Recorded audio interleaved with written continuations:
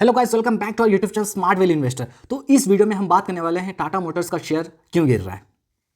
अगर आप देखेंगे पिछले 6 महीनों में ये शेयर लगभग 40% से ज़्यादा फॉल हो चुका है और पिछले ट्रेडिंग डे में ये 6.5% गिरा आफ्टर Q3 रिजल्ट। तो Q3 रिजल्ट में ऐसा क्या था कि जिसकी वजह से ये भयंकर ये शेयर में पिटाई हुआ है। आइए समझते हैं। देखिए, इसका अगर आप Q3 रिजल्ट देखेंगे क्वार्टर ऑन क्वार्टर बेसिस पे तो बहुत ही आपको अच्छा लगेगा, आपको लगेगा वाह क्या रिजल्ट है, राइट। लेकिन जब आप ईयर ऑन ईयर बेसिस पे कंपेयर करोगे तो आपको लगेगा भाई ये क्या हो गया, राइट। तो अब ये क्यों ऐसा देखेंगे, देखिए ऑटोमोबाइल सेक्टर में क्या होता है कि जब भी आप कंपेयर करते हैं तो आपको ईयर ऑन ईयर बेसिस पे कंपैरिजन करना चाहिए। क्यों? क्योंकि जैसे अक्टूबर, नवंबर, दिसंबर ये जो क्वार्टर होता है ये फेस्टिव सीजन का क्वार्टर होता है। तो आप फेस्टिव सीजन के क्वार्टर को एक नॉन फेस्टिव सीजन के क्वार्टर से कंपेयर नहीं कर सकते, यानी आप Q3 को Q2 से कंपेयर नहीं कर सकते।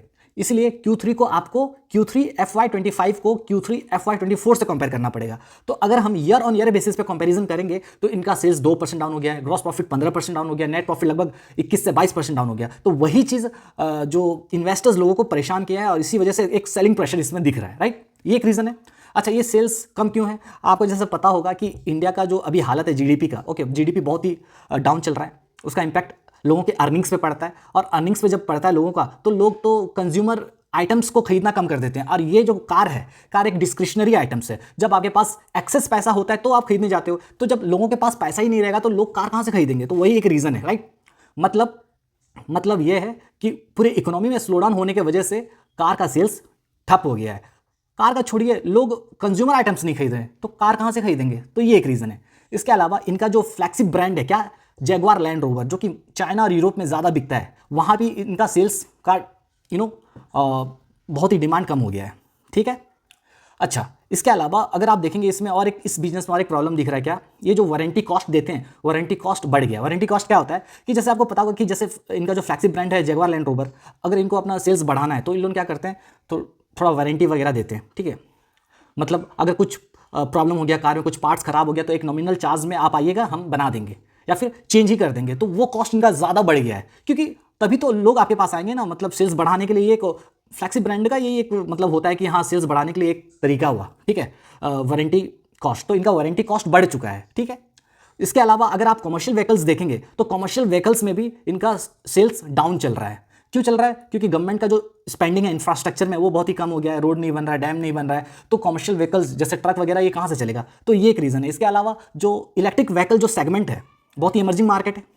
जो इलेक्ट्रिक व्हीकल वाला जो मार्केट है बहुत ही इमर्जिंग मार्केट है ना, नए नए प्लेयर्स आ रहे हैं, तो ये ऑलरेडी उस सेगमेंट में तो है टाटा मोटर्स, अच्छा खासा मार्केट शेयर कैप्चर किए हैं। बट जब नए लोग आ जाते हैं तो जो बड़े प्लेयर्स हैं उनको थोड़ा दिक्कत होता है, उनका मार्केट शेयर थोड़ा सा कमता रहता है। तो ये एक रीज़न है जिसके वजह से टाटा मोटर्स में भारी गिरावट दिख रहा है, राइट। और ये हो सकता है कि आने वाले मार्च तक आपको थोड़ा सा प्रेशर दिखता रहे। और यहाँ से ये गिरेगा कि नहीं मैं नहीं बता सकता, बट मैंने देखा है कि जब कोई एक बड़ी कंपनी 40% ऊपर से फॉल हो जाती है तो उसके बाद वो कंसोलिडेट करती है और नहीं गिरती, ठीक है। देखते हैं इसमें क्या होता है। लेकिन मार्च तक ये कुछ नहीं करेगा। क्यों? क्योंकि अगर आप Q4 2024 का रिजल्ट देखोगे, इनका नेट प्रॉफिट लगभग 17,000 करोड़ तक पहुँच गया था, ठीक है। तो अब नेक्स्ट क्वार्टर में जब ये रिजल्ट पेश करेंगे तो उस हिसाब से तो पेश नहीं कर पाएंगे ना, आप समझिए। मतलब मैं ये कहना चाहता हूं, अगर आप एक सेमेस्टर में 95% मार्क्स ले आए और नेक्स्ट सेमेस्टर में सिर्फ 80% मार्क्स लाए तो लोग तो आपका मजाक उड़ाएंगे ना, अबे क्या किया है तू, कैसा पढ़ाई किया, ऐसा बोलेंगे। तो वही चीज़ टाटा मोटर्स के साथ होने वाला है, क्योंकि इनका अगर आप Q4 देखेंगे, Q4 में इन्होंने गजब का पूरा रिजल्ट दिया, बहुत भयंकर वाला। तो उसके मुकाबले अभी जो आने वाला Q4 होगा तो उसमें इनका परफॉर्मेंस ऑटोमेटिकली कम ही होगा, राइट। तो वो सारी चीज़ों को मार्केट देख रहा है कि भैया तुम तो Q4 में तो बहुत अच्छा परफॉर्म किए थे, अभी इस बार जो होगा उसमें तो ऑलरेडी इकोनॉमी डाउन है तो तुम्हारा सेल्स तो कम होगा ही होगा। तो उस समय क्या होता है देखना पड़ेगा, यानी मार्च क्वार्टर तक ये प्रॉब्लम होगा ही होगा। क्योंकि जब आप कंपेयर करोगे पिछले Q4 से और पिछले Q4 में सेल्स ज़्यादा हुआ है, प्रॉफिट ज़्यादा हुआ है, तो ऑटोमेटिकली क्या होगा कि आपका जो रिजल्ट है वो तो ख़राब ही दिखेगा लोगों को। तो वो चीज़ है, तो मार्च क्वार्टर तक हो सकता है ये थोड़ा सा दिक्कत रहे, उसके बाद फिर देखते हैं क्या होता है। बट अगर कोई ऊपर में फंसा है तो वो देखिए, रेट अच्छी कंपनी में आपका भाव आ जाता है प्रोवाइडेड कंपनी अच्छी हो, ठीक है। लेकिन थोड़ा सा आपको रहना पड़ेगा स्टॉक मार्केट में, तभी वो आएगा वो रेट। अगर आप मतलब पैनिक में बेच दोगे तो वो रेट आने वाला नहीं है, इतना समझिए। देखिए, स्टॉक मार्केट में आए हैं तो ये रिस्क लेके चलिए कि भैया थोड़ा तो रिस्क लूँगा मैं, रिस्क इन द सेंस, देखिए वरना आप FD कराइए, FD में कुछ प्रॉब्लम ही नहीं है, ठीक है। तो स्टॉक मार्केट में आए हैं तो रिस्क तो थोड़ा सा लेना पड़ेगा ना, है ना। तो अगर जो ऊपर में खरीद लिए हैं गलती से, ठीक है, अगर वो वेट करें कि क्या करूं, तो आपका भाव आ जाएगा, बट आपको वेट करना पड़ेगा। हो सकता है 1 साल हो, 2 साल हो, क्योंकि मैंने देखा है शेयर एक बार फंसाता है तो 2-3 साल तक कुछ नहीं करता, मतलब आपका पैसेंस का पूरा इम्तिहान ले लेगा वो, ठीक है, कि क्या करूं।